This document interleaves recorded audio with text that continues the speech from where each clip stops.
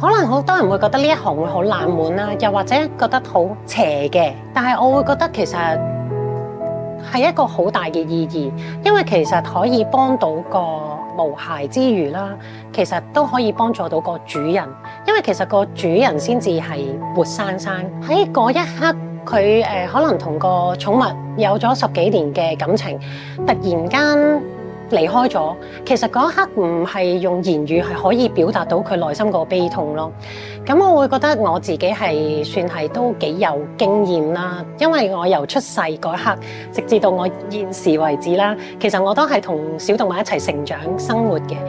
我遇到過好多次嘅離世啦，